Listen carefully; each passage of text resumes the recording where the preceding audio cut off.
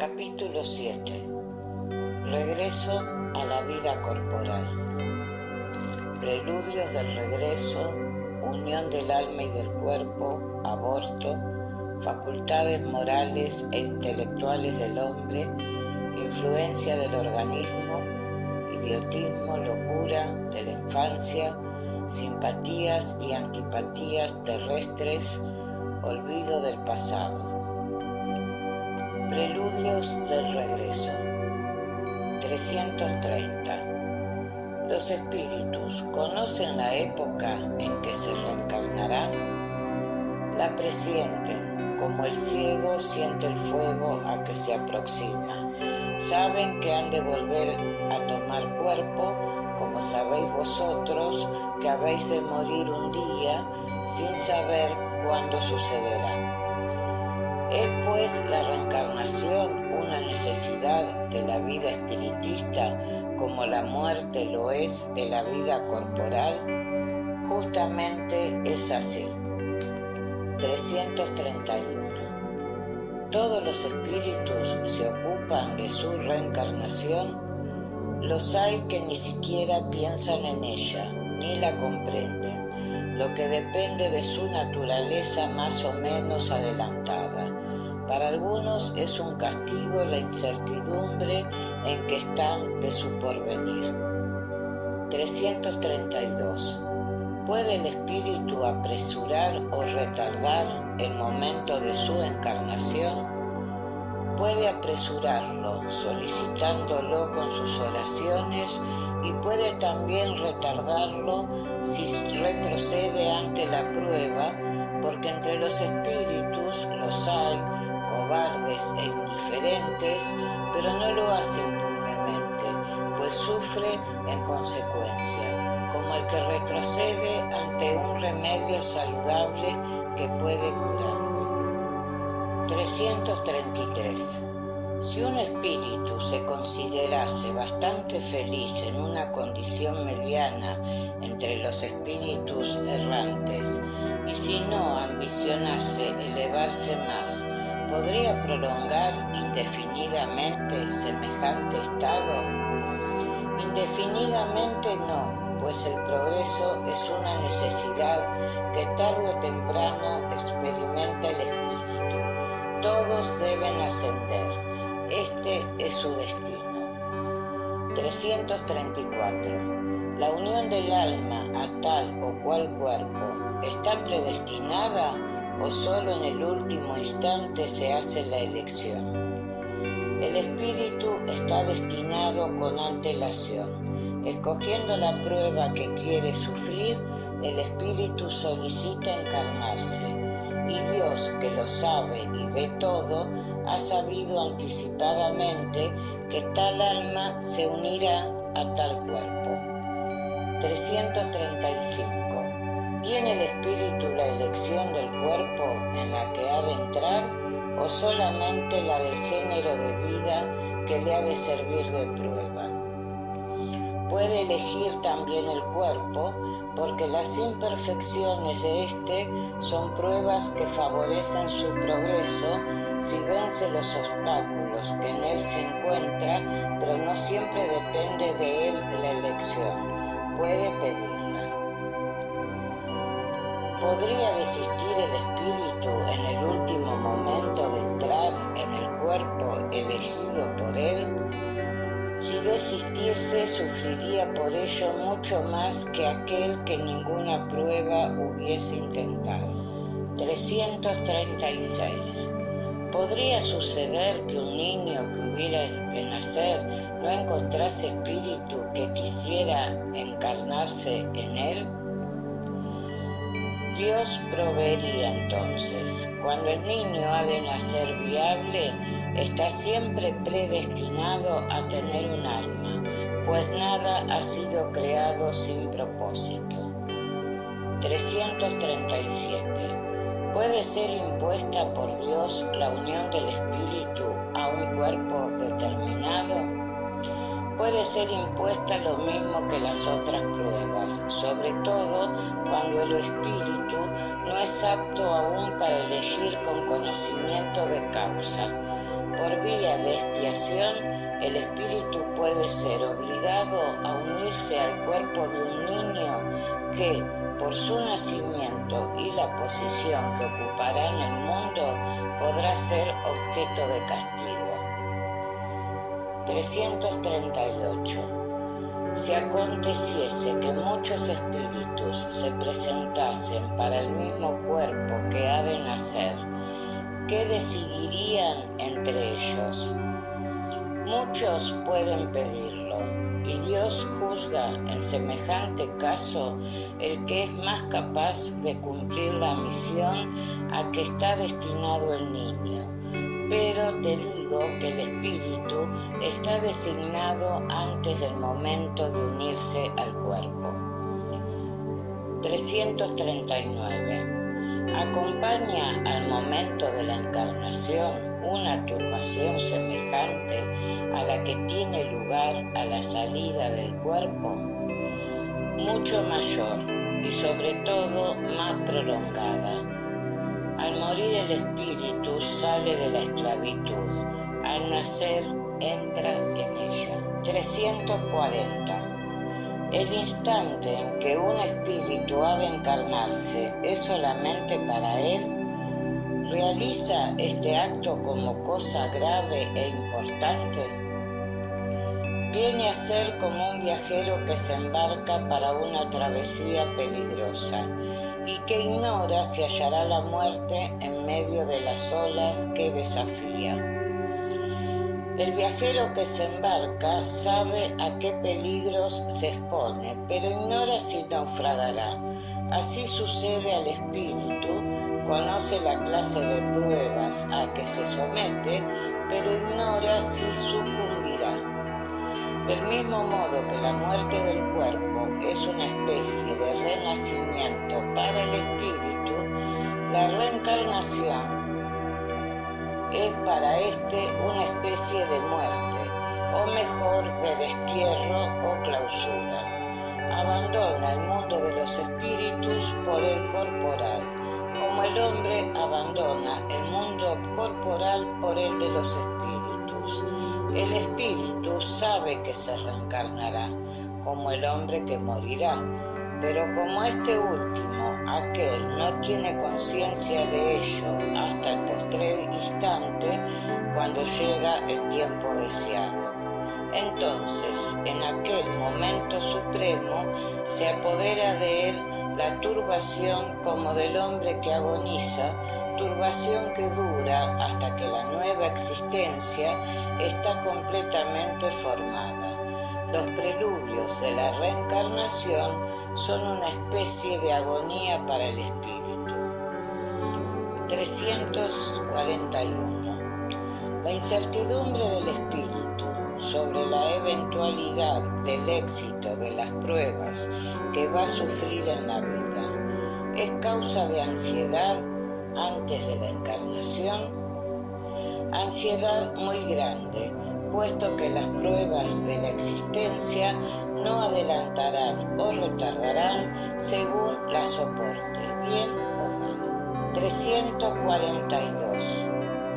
En el momento de la reencarnación, ¿está acompañado el espíritu de otros espíritus amigos que asisten a su partida del mundo espiritista, como salen a su encuentro cuando regresa? Depende de la esfera en que habita el espíritu. Si se encuentra en la esfera donde reina el afecto, los espíritus que le aman le acompañan hasta el último momento, le animan y a veces hasta le siguen en la vida. 343. Los espíritus amigos que nos siguen en la vida son los que a veces vemos en sueños que nos demuestran afecto y que se nos presentan bajo formas desconocidas. A menudo son ellos que vienen a visitarnos como vosotros vais a ver al prisionero. Unión del alma y del cuerpo. Aborto. 344. ¿En qué momento se une el alma al cuerpo? La unión empieza en la concepción, pero no es completa hasta el momento del nacimiento. Desde el instante de la concepción, el espíritu designado para habitar en un cuerpo determinado se une a él por un lazo fluídico que se va estrechando poco a poco hasta que el niño sale a la luz. El grito que lanza entonces anuncia que pertenece al número de los vivientes y servidores de Dios. 345. La unión del espíritu y del cuerpo es definitiva desde el momento de la concepción. Durante este primer período, ¿podría el espíritu renunciar a habitar en aquel cuerpo?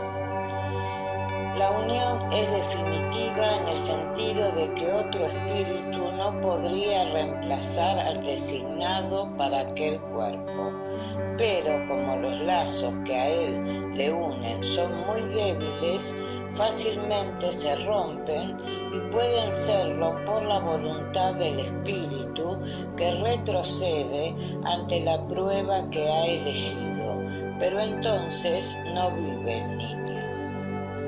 346. ¿Qué sucede al espíritu si el cuerpo que ha escogido muere antes de nacer? Escoge otro. ¿Qué utilidad pueden tener esas muertes prematuras? Las imperfecciones de la materia son las más frecuentes causas de semejantes muertes. 347. ¿Qué utilidad puede tener para el espíritu su encarnación en un cuerpo que muere pocos días después del nacimiento? El ser no tiene conciencia bastante desarrollada de su existencia. La importancia de la muerte es casi nula y, como hemos dicho, es con frecuencia una prueba para los padres. 348.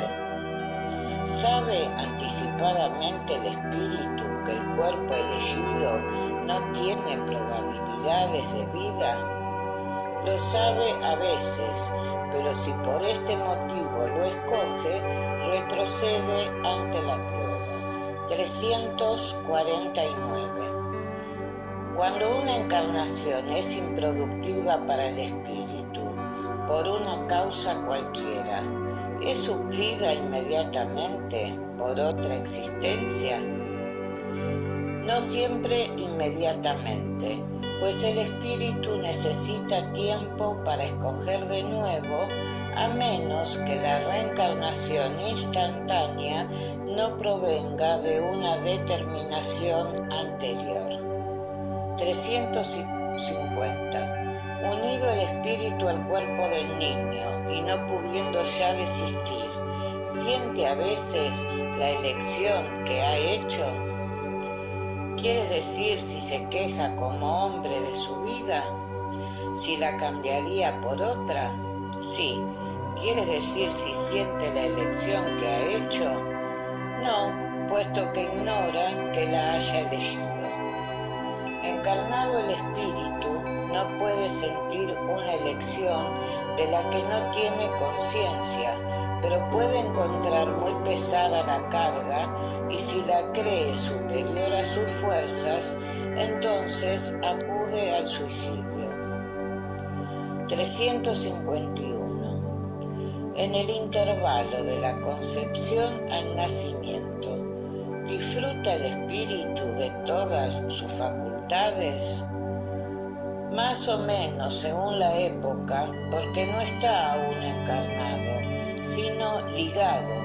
Desde el momento de la concepción, la turbación empieza a apoderarse del espíritu, advirtiéndosele de este modo que ha llegado el momento de tomar una nueva existencia. La turbación va aumentando hasta el nacimiento y en este intervalo su estado es poco más o menos el de un espíritu encarnado durante el sueño del cuerpo. A medida que se aproxima el acto del nacimiento, bórranse en sus ideas y el recuerdo del pasado, del cual cesa como hombre de tener conciencia, así que entra en la vida, pero este recuerdo lo recobra poco a poco en su estado de espíritu. 352. En el acto del nacimiento, ¿recobra inmediatamente el espíritu la plenitud de sus facultades? No, se desarrolla gradualmente con los órganos. Se trata de una nueva existencia y es preciso que aprenda a servirse de sus instrumentos. Las ideas le acuden poco a poco, como sucede al hombre que se despierta y que se encuentra en distinta posición de la que tenía antes de dormirse. 353. No consumándose completa y definitivamente hasta después del nacimiento la unión del espíritu y del cuerpo, ¿puede considerarse al feto como dotado de alma?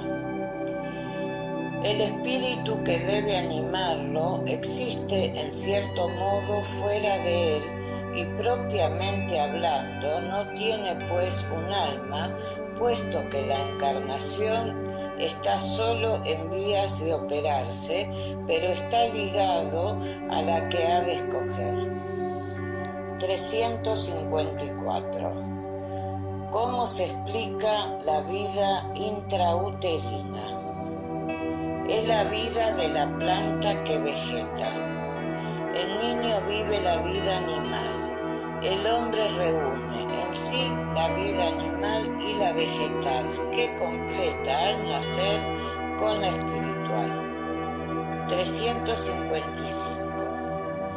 Existe, según indica la ciencia, niños que, desde el seno de la madre, no han nacido viables. ¿Con qué objeto sucede así?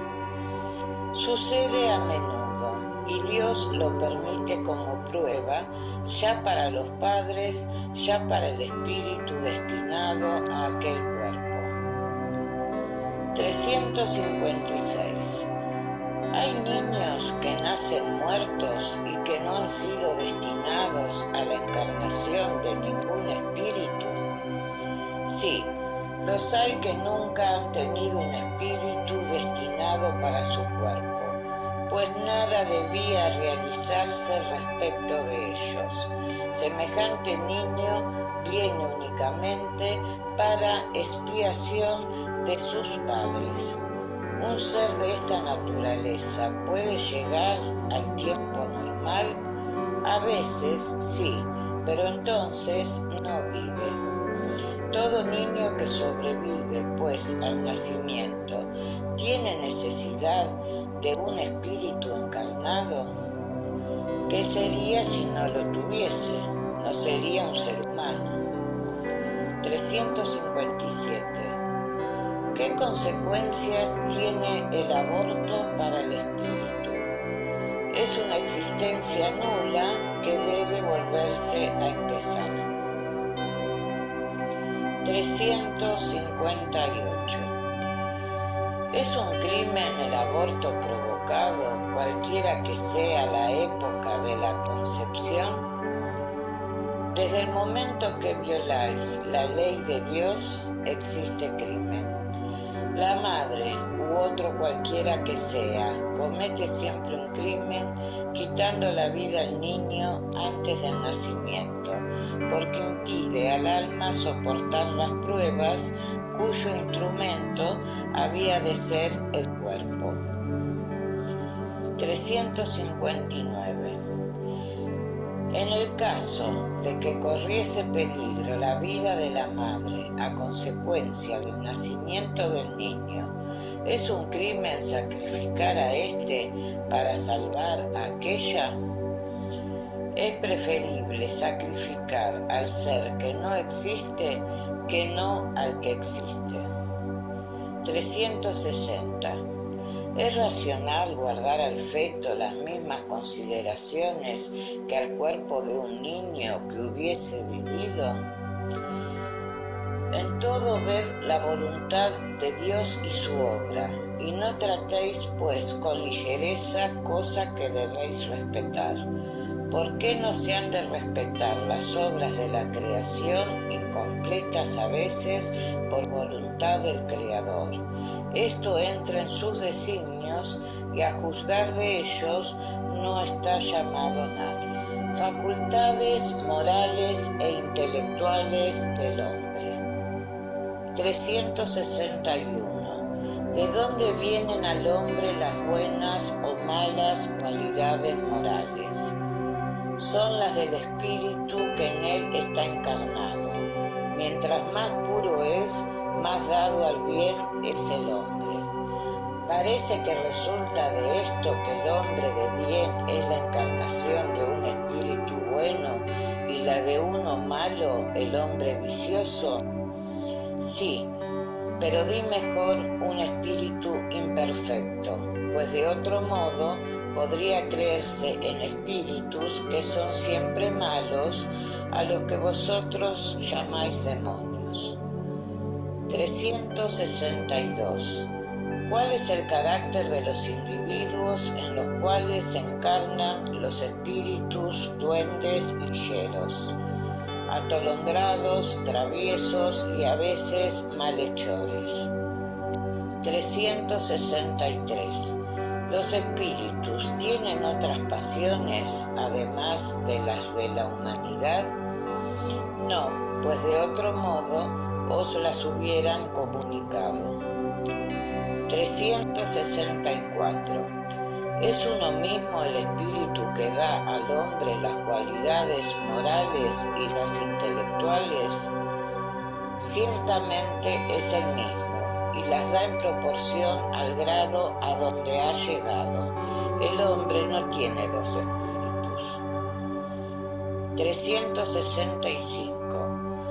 ¿Por qué los hombres muy inteligentes, los que revelan tener un espíritu superior, a veces son al mismo tiempo los más radicalmente viciosos?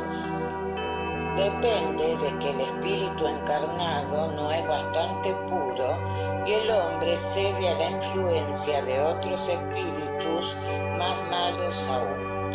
El espíritu progresa ascendiendo insensiblemente, pero el progreso no tiene lugar simultáneamente en todos sentidos, y en un período puede adelantar científicamente y en otro moralmente. 366. ¿Qué debe pensarse de la opinión según la cual las diferentes facultades intelectuales y morales del hombre son producto de otros tantos espíritus diversos en él encarnados, cada uno de los cuales tiene una aptitud especial? Reflexionando se comprende que es absurda. El espíritu debe tener todas las aptitudes y para poder progresar le es precisa una voluntad única. Si el hombre fuese una amalgama de espíritus, aquella voluntad no existiría y no tendría individualidad, porque a su muerte los espíritus componentes vendrían a ser como un vuelo de pájaros escapados de la jaula. A menudo se queja el hombre de comprender ciertas cosas y es curioso al ver cómo multiplica las dificultades, cuando tiene a mano una explicación completamente sencilla y natural. También se toma aquí el efecto por la causa y se hace con el hombre lo que los paganos con Dios. Creían en tantos dioses cuantos fenómenos hay en el universo, pero entre ellos las gentes sensatas no veían en tales fenómenos más que efectos cuya causa única era un solo Dios. El mundo físico y el mundo moral nos ofrecen, bajo este aspecto, numerosos puntos de comparación. Mientras los hombres se han fijado en la apariencia de los fenómenos, se ha creído en la existencia múltiple de la materia, pero hoy se comprende que esos tan variados fenómenos pueden ser muy bien modificaciones únicamente de una sola materia elemental.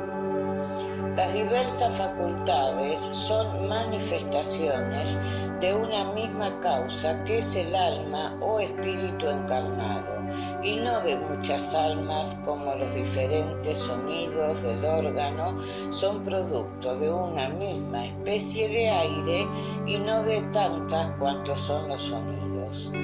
Resultaría de este sistema que cuando el hombre pierde o adquiere ciertas aptitudes e inclinaciones, provendría de la venida o marcha de otros tantos espíritus, lo que haría del hombre un ser múltiple, sin individualidad e irresponsable. Por lo tanto, lo contradicen por otra parte los numerosos ejemplos de manifestaciones por las cuales prueban los espíritus su personalidad e identidad. Influencia del organismo. 367. El espíritu, uniéndose al cuerpo, ¿se identifica con la materia? La materia no es más que la envoltura del espíritu, como el vestido lo es del cuerpo. El espíritu, uniéndose al cuerpo, conserva los atributos de la naturaleza espiritual. 368. Después de su unión con el cuerpo, el espíritu ejerce con toda su libertad sus facultades. La existencia de las facultades depende de los órganos que le sirven de instrumento y están debilitadas por la rudeza de la materia. Según esto, la envoltura material es un obstáculo a la libre manifestación de las facultades del espíritu, como un vidrio opaco se opone a la libre emisión de la luz. Sí, muy opaco. Puede compararse también la acción de la materia grosera del cuerpo sobre el espíritu a la de un agua cenagosa que priva de libertad en los movimientos al cuerpo que en ella está sumergido. 369. El libre ejercicio de las facultades del alma está subordinado al desarrollo de los órganos. Los órganos son los instrumentos de manifestación de las facultades del alma y la manifestación está subordinada al desarrollo y al grado de perfección de los mismos órganos, como la excelencia de un trabajo a la de la herramienta. 370. De la influencia de los órganos puede inducirse una analogía entre el desarrollo de los órganos cerebrales y el de las facultades morales e intelectuales. No confundáis el efecto con la causa. El espíritu tiene siempre las facultades que le son propias y no son los órganos los que producen las facultades, sino que éstas determinan el desarrollo de los órganos. Según esto, la diversidad de aptitudes en el hombre depende únicamente del estado del espíritu. Únicamente no es del todo exacto. Las cualidades del espíritu, que puede ser más o menos adelantado, constituyen el principio, pero es preciso tener en cuenta la influencia de la materia que dificulta el ejercicio de las facultades. Al encarnarse, el espíritu trae consigo ciertas predisposiciones, y si para cada una de ellas se admite un órgano correspondiente en el cerebro, el desarrollo de los órganos será un efecto y no una causa. Si las facultades tuviesen su principio en los órganos, el hombre sería una máquina sin libre albedrío e irresponsable de sus actos. Sería preciso admitir que los más grandes genios, los sabios, poetas, artistas, no son tales genios sino porque la casualidad les ha dado órganos especiales, de donde se sigue que sin ellos no hubieran sido genios, y que el mayor de los imbéciles hubiera podido ser un Newton, un Virgilio o un Rafael si hubiese estado dotado de ciertos órganos, suposición más absurda aún cuando se aplica a las cualidades morales. Según este sistema, San Vicente de Paúl, dotado por la naturaleza de tal o cual órgano, hubiera podido ser un malvado, y al mayor de los fascinerosos no le faltaría más que un órgano para ser un San Vicente de Paúl. Admitid, por el contrario, que los órganos especiales sí existen, son consecutivos que se desarrollan con el ejercicio de la facultad, como los músculos con el movimiento, y nada irracional encontraréis. Tomemos una comparación trivial o fuerza de ser exacta. Por ciertas señales fisiognomónicas se conoce el nombre dado a la bebida, pero ¿son aquellas las que le caracterizan de borracho, o la borrachera la que origina tales señales? Puede decirse que los órganos reciben el sello de las facultades. Idiotismo, locura.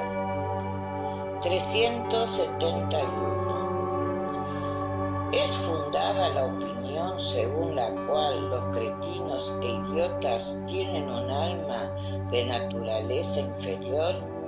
No, tienen un alma humana, con frecuencia más inteligente de lo que creéis, y que sufre por la insuficiencia de los medios que tiene para comunicarse, como sufre el mudo porque no puede hablar. 372. ¿Qué objeto tiene la providencia creando seres desgraciados como los cretinos e idiotas? Los espíritus que viven en los cuerpos de los idiotas sufren un castigo. Estos espíritus padecen a consecuencia de la contrariedad que experimentan y por su impotencia en manifestarse por medio de órganos no desarrollados e imperfectos. ¿No es pues exacto decir que los órganos no influyen en las facultades? Jamás hemos dicho que los órganos no influyen. Influyen y mucho en la manifestación de las facultades, pero no las originan. He aquí la diferencia.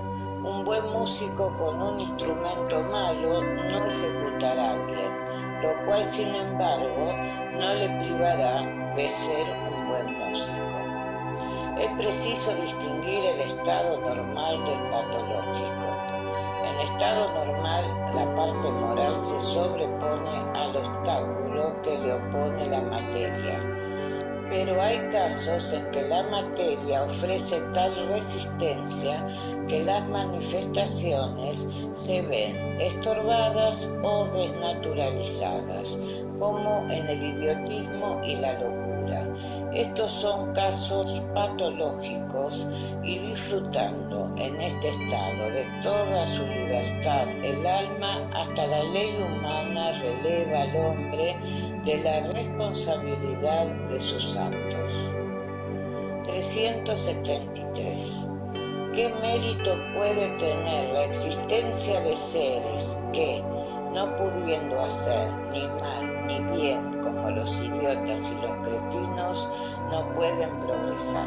Es una expiación impuesta al abuso que hayan podido hacer de ciertas facultades, es un tiempo de espera.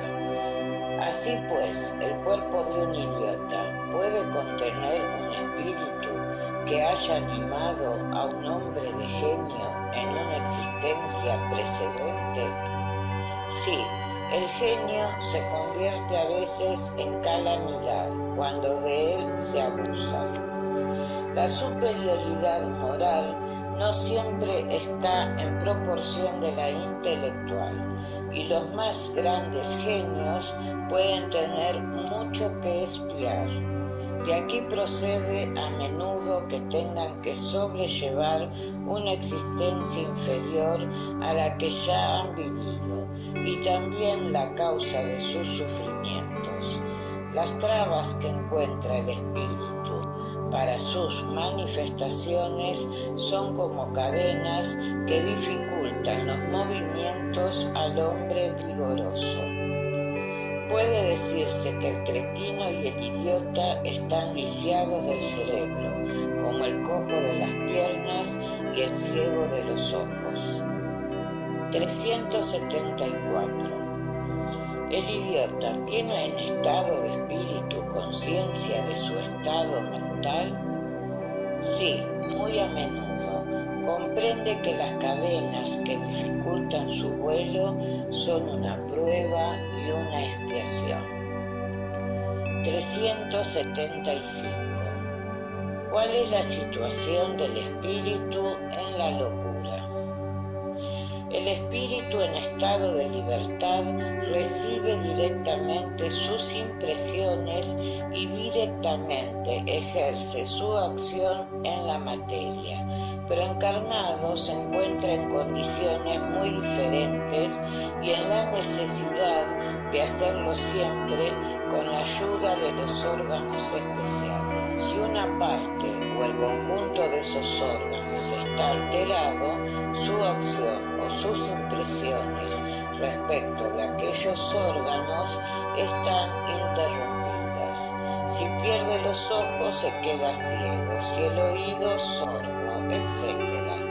Imagina ahora que el órgano que preside los efectos de la inteligencia y de la voluntad está parcial o completamente atacado o modificado, y te será fácil el comprender que, no teniendo a su disposición el espíritu más órganos incompletos o desnaturalizados, debe resultar una perturbación de la que el espíritu por sí mismo, en su fuero interno, tiene conciencia perfecta, pero cuyo curso no puede por sí mismo detener. Entonces, el que está desorganizado es siempre el cuerpo y no el espíritu. Sí, pero es preciso no perder de vista que, del mismo modo que el espíritu obra en la materia, ésta reacciona sobre aquel hasta cierto punto, y que el espíritu puede encontrarse impresionado momentáneamente por la alteración de los órganos por cuyo medio se manifiesta y recibe sus impresiones. Puede suceder que a la larga, cuando ha durado mucho la locura, la repetición de 198 mismos actos concluya por tener en el espíritu una influencia de la que no se libra hasta su completa separación de toda impresión. 376. ¿De dónde procede que la locura arrastra a veces al suicidio? El espíritu sufre por la violencia que experimenta y por su impotencia para manifestarse libremente, y por esta razón busca en la muerte un medio de romper sus ligaduras. 377. El espíritu del alienado se resiente después de la muerte del desarreglo de sus facultades. Puede resentirse algún tiempo después de la muerte hasta que esté completamente desprendido de la materia, como el hombre que se despierta se resiente algún tiempo de la turbación en que le tenía el sueño. 378. ¿Cómo puede la alteración del cerebro reaccionar sobre el espíritu después de la muerte? Es un recuerdo, un peso gravita sobre el espíritu, y como no ha tenido inteligencia de todo lo ocurrido durante su locura, le es preciso siempre cierto tiempo para ponerse al corriente. Por esto, mientras más ha durado la locura durante la vida, más dura la molestia, la violencia después de la muerte. El espíritu desprendido del cuerpo se resiente algún tiempo de la impresión de sus ataduras. De la infancia. 379. El espíritu que anima el cuerpo de un niño está tan desarrollado como el de un adulto. Puede estarlo más si más ha progresado, y solo la imperfección de los órganos le impide manifestarse, obra en proporción al instrumento con cuya ayuda puede producirse. 380. En un niño de poca edad, el espíritu, fuera del obstáculo que la imperfección de los órganos opone a su libre manifestación, ¿piensa como un niño o como un adulto? Cuando es niño, natural es que, no estando desarrollados los órganos de la inteligencia, no puedan darle toda la intuición de un adulto y tiene, en efecto, la inteligencia muy limitada, interín la razón es madurada por la edad. La turbación que acompaña a la encarnación no cesa súbitamente en el acto del nacimiento y solo gradualmente se disipa el desarrollo de los órganos. Una observación viene en apoyo de esta respuesta, y es la de que los sueños de un niño no tienen el carácter de los de un adulto. Su objeto es casi siempre pueril, indicio de la naturaleza de las preocupaciones del espíritu. 381. A la muerte del niño, ¿recobra el espíritu inmediatamente su vigor primitivo? Debe ser así, puesto que está desprendido de su envoltura corporal. No recobra, sin embargo, su lucidez primitiva hasta que la separación es completa, es decir, cuando ya no existe lazo alguno entre el espíritu y el cuerpo. 382. El espíritu encarnado sufre durante la infancia por la violencia que le hace la imperfección de sus órganos. No, este estado es una necesidad, es natural y conforme con las miras de la providencia. Es un tiempo de descanso para el espíritu. 383.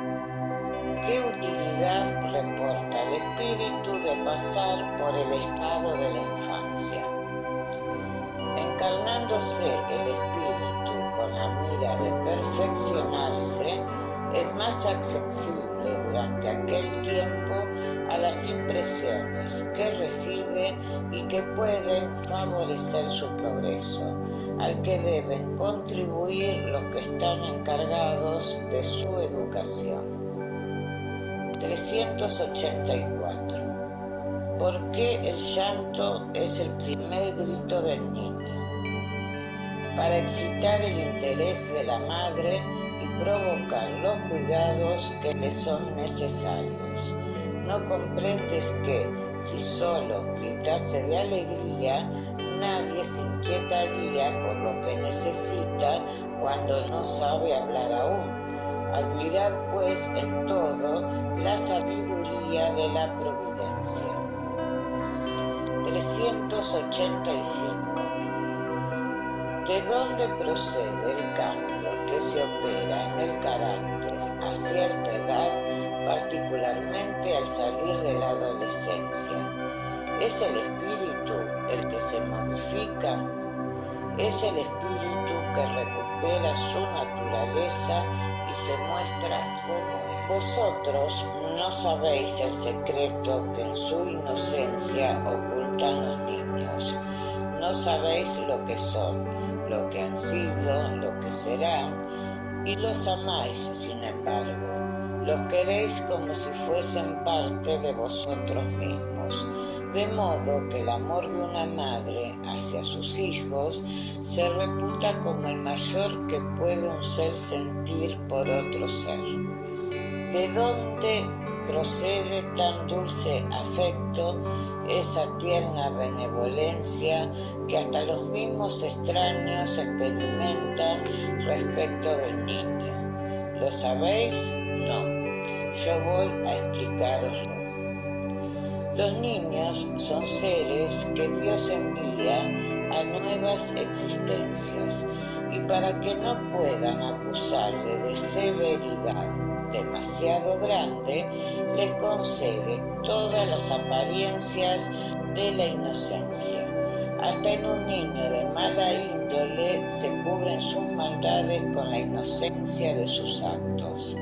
Semejante inocencia no es una superioridad real sobre lo que era antes, no, es la imagen de lo que debiera ser, y si no lo son, sobre ellos únicamente recae la culpa. Pero no solamente por ellos les da Dios este aspecto, dáselo también y sobre todo por sus padres, cuyo amor es necesario a la debilidad de aquellos, amor que se amenguaría notablemente a la vista de un carácter áspero y acerbo, al paso que, creyendo a sus hijos buenos y afables, les profesan todo su afecto y les rodean de los más exquisitos cuidados.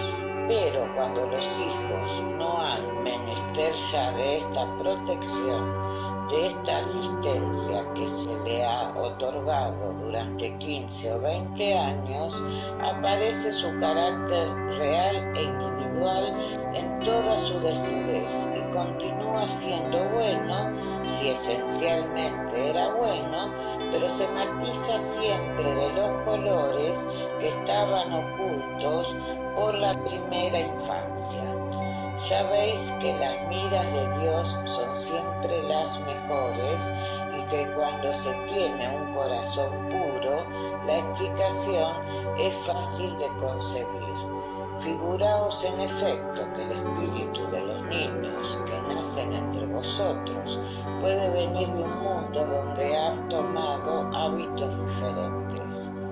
¿Cómo queréis que existiese en medio de vosotros ese nuevo ser que viene con pasiones esencialmente distintas de las que tenéis vosotros, con inclinaciones y gustos enteramente opuestos a los vuestros? ¿Cómo queréis que se uniese a vuestras filas de otro modo que como Dios lo ha querido, es decir, por el tamiz de la infancia? En ella se confunden todos los pensamientos, todos los caracteres y las variedades de seres engendrados por esa multitud multitud de mundos en los que crecen las criaturas, y vosotros mismos al morir os encontraréis en una especie de infancia en medio de nuevos hermanos, y en vuestra nueva existencia no terrestre ignoráis los hábitos, las costumbres y las relaciones de ese mundo nuevo para vosotros, y hablaréis con dificultad una lengua que no estáis acostumbrados a hablar, lengua más viva aún que vuestro pensamiento actual. La infancia tiene otra utilidad. Solo entran los espíritus en la vida corporal para perfeccionarse, para mejorarse, y la debilidad de la edad primera les hace flexibles, accesibles a los consejos, la experiencia y de los que deben hacerles progresar. Entonces es cuando puede reformarse su carácter y reprimir sus malas inclinaciones. Y esta es la misión que Dios ha confiado a los padres, misión sagrada de la que habrán de rendir cuentas. Así es como la infancia es no solo útil, necesaria e indispensable, sino que también consecuencia natural de las leyes que Dios ha establecido y que rigen el universo. Simpatías y antipatías terrestres. 383. Dos seres que se han conocido y amado, ¿pueden volverse a encontrar en una nueva existencia corporal y reconocerse? Reconocerse no, pero sentirse atraídos el uno al otro sí, y a menudo las relaciones íntimas fundadas en un afecto sincero no reconocen otra causa. Dos seres son aproximados por circunstancias fortuitas en apariencia, pero que se deben a la atracción de dos espíritus que se buscan por entre la multitud. ¿No les sería más agradable reconocerse? No siempre. El recuerdo de las existencias pasadas tendría inconvenientes más grandes de los que creéis. Después de la muerte se reconocerán y sabrán el tiempo que han pasado juntos. 387. La simpatía tiene siempre por principio un conocimiento anterior. No. Dos espíritus que se comprenden se buscan naturalmente sin que como hombres se hayan conocidos. 388. Los encuentros que a veces tenemos con ciertas personas y que se atribuyen a la casualidad, ¿no son efecto de una especie de relaciones simpáticas? Existen entre los seres pensadores lazos que vosotros no conocéis aún. El magnetismo es la brújula de esta ciencia que comprenderéis mejor más tarde. 389. ¿De dónde procede la repulsión instintiva que sentimos por ciertas personas a primera vista? Espíritus antipáticos que se comprenden y reconocen sin hablarse. 390. La antipatía instintiva es siempre una señal de mala índole. Dos espíritus no son necesariamente malos porque no sean simpáticos. La antipatía puede resultar de falta de semejanza en el pensamiento, pero a medida que los espíritus se elevan, se borran las diferencias y desaparece la antipatía. 391.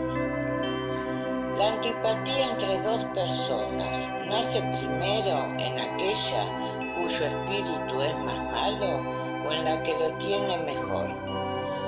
En la una y en la otra, pero las causas y los efectos son diferentes. Un espíritu malo siente antipatía hacia cualquiera que puede juzgarle y descubrirle. Al ver por vez primera una persona, sabe que va a ser contrariado por ella.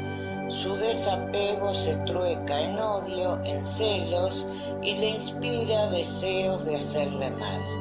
El espíritu bueno siente repulsión hacia el malo porque sabe que no será comprendido y que no participa de los mismos sentimientos. Por fuerte que sea su superioridad, no siente por el otro ni odio ni celos. Se contenta con esquivarlo y compadecerlo. Olvido del pasado. 392. ¿Por qué pierde el espíritu encarnado el recuerdo de su pasado? El hombre no puede ni debe saberlo todo, y así lo quiere Dios en su sabiduría. A no ser por el velo que le oculta ciertas cosas, el hombre sería deslumbrado, como el que pasa sin transición de la oscuridad a la luz. Gracias al olvido del pasado, es más el mismo. 393. ¿Cómo puede ser responsable el hombre de actos y redimir faltas de cuyo recuerdo carece? ¿Cómo puede servirse de la experiencia adquirida en existencias olvidadas? ¿Se concebiría que las tribulaciones de la vida le sirviesen de lección si recordase lo que pudo inducirle a ellas? Pero desde el momento que no lo recuerda, cada existencia le viene a ser como la primera, lo que equivale a tener que empezar siempre. ¿Cómo se concilia esto con la justicia de Dios?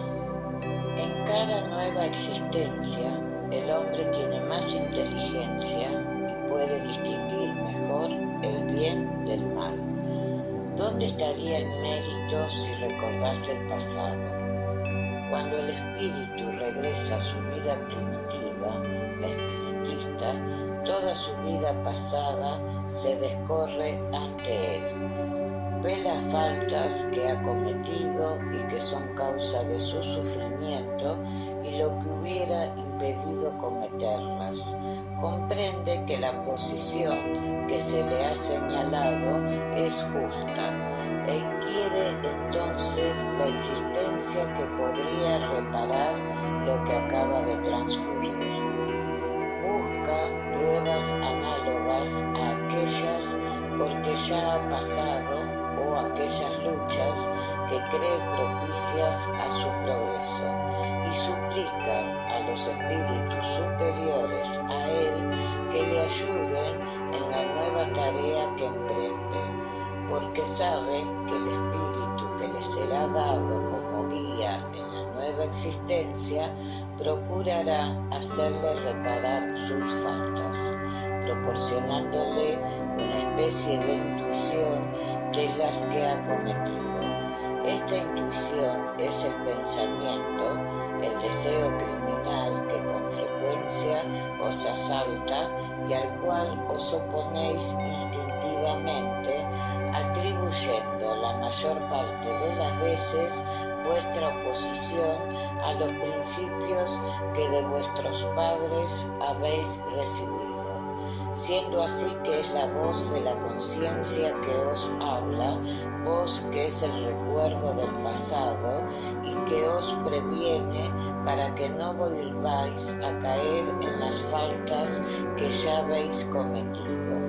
Ya en su nueva existencia el espíritu sufre, si sufre con resignación las pruebas y resiste a ellas, se eleva y asciende en la jerarquía de los espíritus cuando vuelve a encontrarse entre ellos. Si no tenemos durante la vida corporal un recuerdo exacto de lo que hemos sido y del bien o mal que hemos hecho, en nuestras anteriores existencias, tenemos sí la intuición y nuestras tendencias instintivas son una reminiscencia de nuestro pasado, a las cuales nuestra conciencia, que es el deseo que hemos concebido de no cometer las mismas faltas, nos previene que resistamos. 394. En los mundos más adelantados que el nuestro, donde no se vive sujeto a nuestras necesidades físicas y a nuestras enfermedades, ¿comprenden los hombres que son más dichosos que nosotros? La dicha en general es relativa y se la aprecia por comparación con un estado menos feliz. Como en definitiva algunos de esos mundos, aunque mejores que el nuestro, no han llegado a la perfección, los hombres que en ellos habitan deben tener causas especiales de malestar. Entre nosotros, por más que el rico no sienta las angustias de las necesidades materiales como el pobre, no deja de tener tribulaciones que amargan su vida. Pues bien, yo pregunto si en su posición los habitantes de esos mundos se creen tan desgraciados como nosotros y no se quejan de su suerte, no teniendo el recuerdo de una existencia inferior para término de comparación. De dos modos diferentes debe responderse a esta pregunta. Hay mundos entre esos de los que tú hablas cuyos habitantes tienen un recuerdo muy claro y exacto de sus existencias pasadas y, como comprenderás, pueden y saben apreciar la dicha que Dios les permite saborear. Pero otros hay cuyos habitantes, aunque colocados, como tú dices, en mejores condiciones que vosotros, no dejan de tener tan grandes incomodidades y hasta desgracias, y no aprecian su dicha por lo mismo que no recuerdan un estado más infeliz aún. Pero si como hombres no la aprecian como espíritus. ¿No se ve en el olvido de las existencias pasadas, sobre todo cuando han sido penosas, algo de providencial donde se revela la divina sabiduría? En los mundos superiores, cuando el recuerdo de las existencias desgraciadas no pasa de ser un mal sueño, es donde se presentan a la memoria. ¿Acaso en los mundos inferiores el recuerdo de las desgracias sufridas no aumentaría las actuales? Concluyamos pues de esto que bien hecho está todo lo que Dios ha hecho y que no nos incumbe el criticar sus obras y decir el modo como debiera haber arreglado el universo. El recuerdo de nuestras anteriores individualidades traería graves inconvenientes, pues podría, en ciertos casos, humillarnos extraordinariamente y en otros exaltar nuestro orgullo y esclavizar por lo mismo nuestro libre albedrío. Para mejorarnos nos ha dado Dios precisamente lo que nos es necesario y bastante, la voz de la conciencia y las tendencias instintivas, y nos priva de lo que podría perjudicarnos. Añadamos además que si conservásemos el recuerdo de nuestros actos personales anteriores, conservaríamos igualmente el de los actos de los otros, conocimiento que podría originar las más desagradables consecuencias en las relaciones sociales.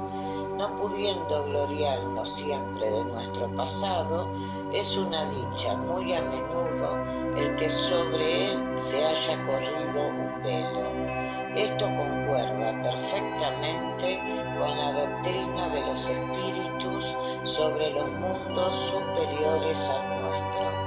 En ellos, donde el bien impera, nada penoso es el recuerdo del pasado, y por eso allí se recuerda la existencia precedente como recordamos nosotros lo que hemos hecho el día anterior. En cuanto a la permanencia en los mundos inferiores, no pasa de ser el recordarla más que un mal sueño, según hemos dicho. 395. ¿Podemos tener revelaciones sobre nuestras existencias anteriores? No siempre. Muchos saben, sin embargo, lo que eran y lo que hacían, y si les fuera permitido decirlo públicamente, harían extrañas revelaciones acerca del pasado. 396. Ciertas personas creen tener un vago recuerdo de un pasado desconocido, que se les presenta como la imagen fugitiva de un sueño, que en vano se procura precisar. Esta idea no es más que una ilusión. A veces es real, pero a menudo es una ilusión contra la cual es preciso prevenirse, porque puede ser efecto de una imaginación sobreexcitada. 397. En las existencias corporales de naturaleza más elevada que la nuestra, ¿el recuerdo de las existencias anteriores es más claro? Sí, pues a medida que el cuerpo es menos material, se recuerda mejor. El recuerdo del pasado es más claro para los que habitan en mundos de orden superior. 398. Siendo una reminiscencia del pasado, las tendencias instintivas del hombre, se deduce que por medio del estudio de esas tendencias puede conocer las faltas que ha cometido. Indudablemente hasta cierto punto, pero es preciso tener en cuenta el mejoramiento que ha podido operarse en el espíritu y las resoluciones que ha tomado en estado errante, pues la existencia actual puede ser mucho mejor que la precedente. Puede ser más mala, es decir, ¿puede cometer el hombre en una existencia faltas que no ha cometido en la precedente? Depende de su adelanto. Si no sabe resistir las pruebas, puede ser arrastrado a nuevas faltas que son consecuencia de la posición que ha elegido. Pero en general semejantes faltas acusan un estado antes estacionario que retrógrado, porque el espíritu puede adelantar o detenerse, pero no retroceder. 399. Siendo las vicisitudes de la vida corporal una expiación de las faltas pasadas y a la vez pruebas para el porvenir, se deduce que de la naturaleza de las vicisitudes puede inducirse el género de la existencia anterior con mucha frecuencia, puesto que cada uno es castigado por donde ha pecado. Sin embargo, no debe admitirse el principio como regla absoluta. Las tendencias instintivas son un indicio más cierto porque las pruebas que sufre el espíritu son tanto para el porvenir como para el pasado. Llegado el término que señaló la providencia a la vida errante, el espíritu elige por sí mismo las pruebas a que quiere someterse para apresurar su adelanto, es decir, el género de vida que cree que mejor le proporcionará los medios conducentes, pruebas que siempre guardan proporción con las faltas que debe expiar. Si triunfa de ellas, se eleva. Si sucumbe, le toca volver a empezar. El espíritu goza siempre de su libre albedrío y en virtud de esta libertad elige en estado de espíritu las pruebas de la vida corporal y en el de encarnación delibera si hará o dejará de hacer y escoge entre el bien y el mal. Negar al hombre el libre albedrío equivaldría a reducirle a una máquina. Vuelto a la vida corporal, el espíritu pierde momentáneamente el recuerdo de sus existencias anteriores como si se las ocultase un velo. A veces tiene, empero, una conciencia vaga y hasta pueden serle reveladas en ciertas circunstancias, pero solo por voluntad de los espíritus superiores que lo hacen espontáneamente con un fin útil y nunca para satisfacer vanas curiosidades.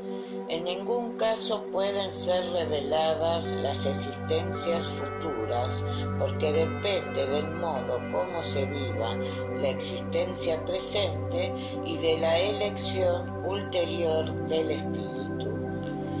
El olvido de las faltas cometidas no es un obstáculo al mejoramiento del espíritu, porque si no tiene un recuerdo exacto, el conocimiento que de ellas tenía en estado errante y el deseo que ha concebido de repararlas, le guían por medio de la intuición y le sugieren el pensamiento de resistir al mal. Este pensamiento es la voz de la conciencia secundada por los espíritus que le asisten, si escucha las buenas inspiraciones que le sugieren.